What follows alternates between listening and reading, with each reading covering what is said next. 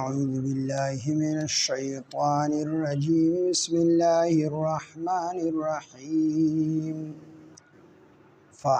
فما آمن لموسى إلا ذرية من قومه على خوف من فرعون وملئهم أن يفتنهم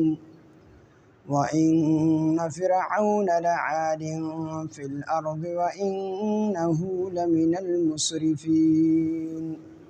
صدق الله العظيم. رب اشرح لي صدري ويسر لي أمري واحلل عقدة من لساني يفقه قولي.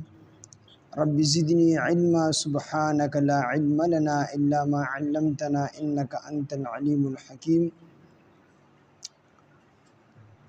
سورة یونس یولسم سپارہ آیات نمبر 83. فما آمن لموسى إلا ذرية من قومه على خوف من فرعون وملئهم أن يفتنهم. دین مخکې د فرعون او داغه د جادوګر ذکر وشو. اوس دې آیاتونو کې الله پاک جل شانه د دې کیسې نتیجه بیانې چې جادوګرانو مقابله وشوله د موسی علیه السلام سره. موسی علیه السلام مقابله وګټله او ټول جادوګر هغه چې کوم دی فیل کړل. او جادوګر ته چې کله پته ولګېدله چې دا خو پیغمبر دی او دا خو جادو نه دی، نو هغې ټول ووی قالو آمنا برب موسی و هارون، چې موږ ایمان راوړی دی په موسی او په هارون علیه السلام. د هغه په رب باندې مو ایمان راوړی، یعنې د موسی او د هارون علیه السلام په رب باندې موږ ایمان راوړی دی. نو جادوګر ته چې کله پته ولګېدله چې دا خو جادو نه دی، دا خو معجزه ده، ځکه په جادو کې د سیز حقیقت نه بدلیږي، جادو نشي بدلولی، او الله تعالی د سیز خاصیت او حقیقت بدلی. یعنې موسی علیه السلام سره لومبۍ لهته وه چې کله یې ورتا وکړه د هغې دومره لوی اژدها جوړه شوله چې 1,40,000 اژدهاګانې لواړې تېرې کړې، داسې تېرې کړې چې اډو خولې پې ونه واله. او بیا فرعون طرف ته ور وکتل. نو فرعون موسی علیه السلام دی یا موسی علیه السلام زه در باندې ایمان راوړم، خو بس د اژدها زمانه لرې کړه. نو چې کله موسی علیه السلام ورته بیا لاس کړو د هغې نه بیا عصا جوړه شوله، بیا د امسا جوړه شوله. نو چې کله خلکو ته حقیقت معلوم شو چې دا خو په حق باندې پیغمبر دی او جادوګرو وپېژندو چې دا په حق باندې پیغمبر دی، نو هغې به ایمان راوړ. نو 70,000 یا 72,000 یا 80,000 جادوګرو چې کله هغې ایمان راوړو، نو فرعون پکې په یو ورځ باندې 70 جادوګر دا چې کوم دی په سولی باندې وخېجولو او پانسي یې کړل، په سولی یې کړل 70 جادوګر، او نورو ته یې مهلت ورکړو تاسو به هم پانسي کومه. خو فرعون هم د دې نه وویل چې په ملک کې راته فتنه جوړه نه شي او په ملک کې راته بغاوت جوړ نه شي. نو هغه 70 کسان یې په سولی باندې کړل او دا نورو کسانو ته یې مهلت ورکړو. نو بیا هم په حضرت موسی علیه السلام عامو خلکو ایمان راوړو، خو ډېرو کمو خلکو، د ډېرو خلکو زړه غوښتل چې موږ په موسی علیه السلام ایمان راوړو، خو د دې یارې نه چې دا فرعون به موږ د تکلیف را رسېدې به را باندې ظلم او ستم کوي، نو د دې وجې نه ډېرو کمو خلکو ایمان راوړو، خو په یره سره باندې ایمان راوړو. اگر چې بیا وروستو 6,13,000 کسانو ایمان راوړی دی، خو چې کله د موسی علیه السلام غلبه راغله، خو په دغه ټیم کې خو د موسی علیه السلام لا غلبه ونه، د فرعون غلبه وه ظاهري طور، نو د دې وجې نه ډېرو خلکو ایمان را نه وړو. د دې کې هغه بیانېږي چې فما آمنه، پس ایمان را نه وړو لموسی په موسی علیه السلام باندې الا ذریة مگر یو څو ځوانانو من قومه د قومنا علی خوف، د چا د قوم نه؟ د موسی علیه السلام د قوم نه. علی خوف په یره باندې من فرعون، یره د چا نه وه؟ د فرعون نه، وملئهم او د هغه د سردارانو نه. د فرعون نه یره وه او د فرعون چې کوم سردارانو حامانو او قارون وغیره دا سردارانو د هغې نه هم یره وه، ځکه د فرعون نه چې کوم دی دا نوکران په ظلم کې سخت، څنګه به چې فرعون ظلم کو دقه شان به د نوکرانو ظلم کو. نو د دې د یرې نه ایمان یې را نه وړو، چې ایمان راوړو نو پټ ایمان یې وساتو، د ایمان اظهار یې ونه کړو. او بعضې مفسرین وایي چې د ملائهم نه د فرعون نه بلکې د بني اسرائیلو د موسی علیه السلام د خاندان سردارانو د فرعون سره نو دی د خپل سردارانو د یری ایمان رانو دی به يرول چې ګورې ایمان خوروړ په موسی علیه السلام باندې اگر چې زموږ د خاندان نه دی نو فرعون مدر سر داسې ظلم وکي داسې کار به در سره کوي نو دی د خپل سردارانو د وجنه ایمان رانوړو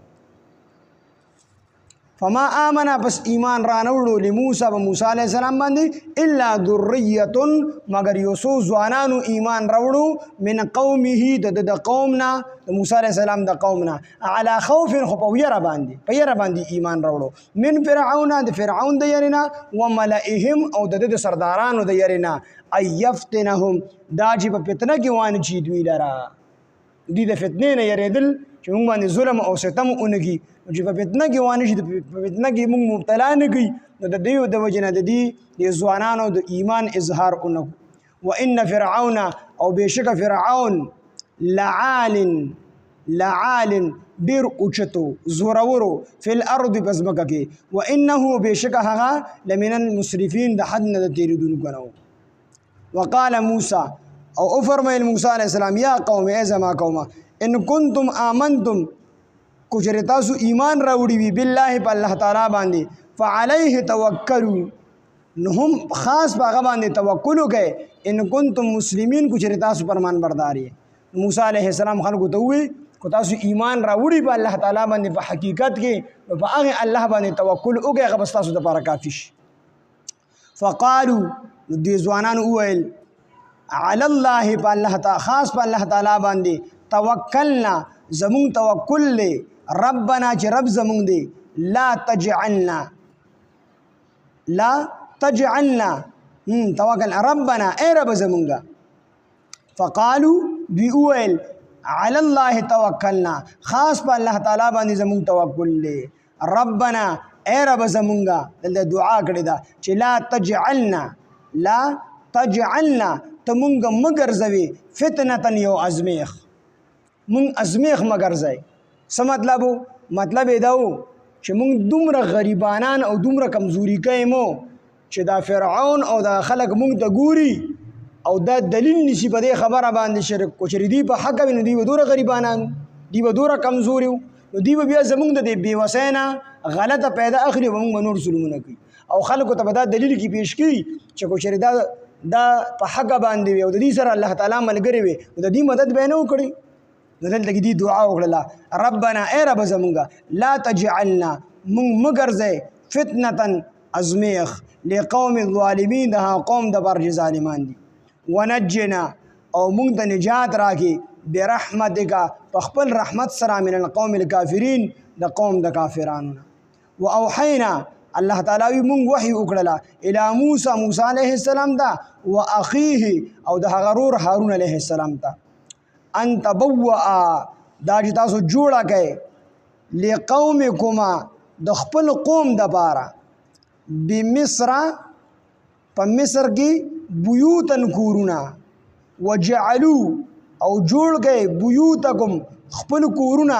قبلتن د منزیونه نو دا حکم په دغه ټیم کې چې کله موسی علیه السلام مقابله وګټله او فرعون جادوګر مقابله وبیلله نو د فرعون نور جوش پیدا شو په ضد کې راغی نو الله تعالی موسی علیه السلام او هارون علیه السلام ته وحی وکړله چې تاسو په خپل کورونو کې کېنه د کورونو بهر موځئ ځکه دی به تکلیف رسی او دویمه خبره دا ده چې د موسی علیه السلام شریعت دا ډیر سخت شریعت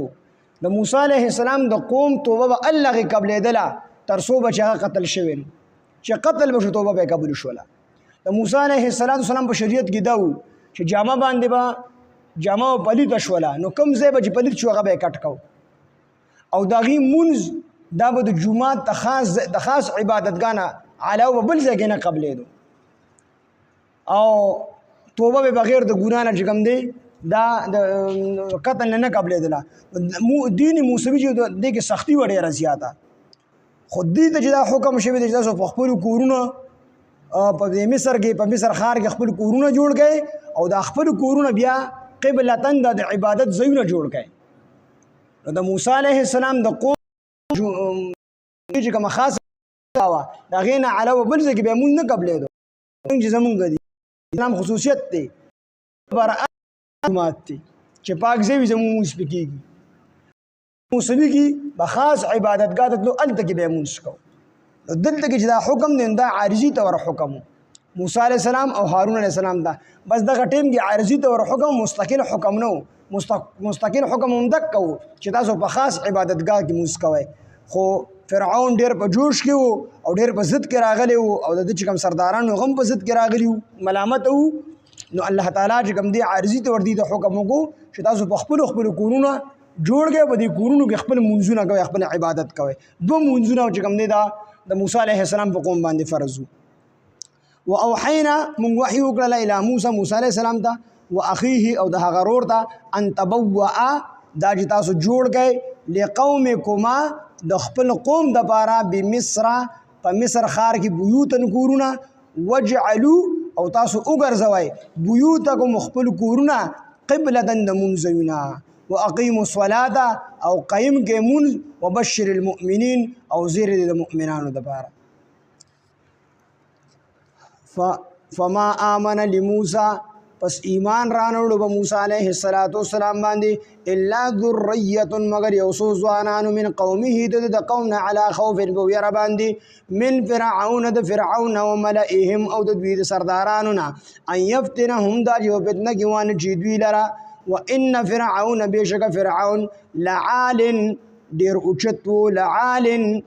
زورور و فی الارض بزمکه کې وانه او بشک هغه لمن المسرفین د حد نه دیریدونکو لمن المسرفین د حد نه دیریدونکو نه. وقال موسی او فرمایل موسی علیه السلام یا قوم زما قومه ان کنتم آمنتم بالله چې تاسو ایمان راوړي په الله تعالی باندې فعليه توکلوا نو خاص باغ باندې توکل وکړئ ان کنتم مسلمین چې تاسو ته فرمان بردارونه. فقالوا ندوی ویل علی الله توکلنا خاص په الله تعالی باندې زمون توکل ربنا ای رب زمونږه لا تجعلنا مگر زمون لرا فتنه یو فتنه ازمیخ لقوم الظالمین دا قوم د بار ظالمان دي ونجنا مونږ د نجات راګي برحمتک فخبل رحمت سره من القوم الكافرین د قوم د کافرانو نه. ووحینا الله من وحی وکړی لا موسی و اخیه موسی علیه السلام او هارون علیه السلام ته الى موسی علیه السلام ته و اخیه او د هغه ورور یعنی هارون علیه السلام ته انت بهو ادا تاسو جوړ کړئ لقومکما د خپل قوم د پاره بمصر په مصر ښار کې بیوتن کورونه وجعلوا او وګرځوئ بیوتکم خپل کورونه قبلتن د منځونه واقیموا الصلاة او قیموئ منځ وبشر المؤمنین او زیر د مؤمنانو د پاره. سبحان الله بحمده سبحانك اللهم بحمدك أشهد أن لا إله إلا أنت نستغفرك ونتوب إليك. سبحان ربك رب العزة عما يصفون وسلام على المرسلين والحمد لله رب العالمين آمين برحمته.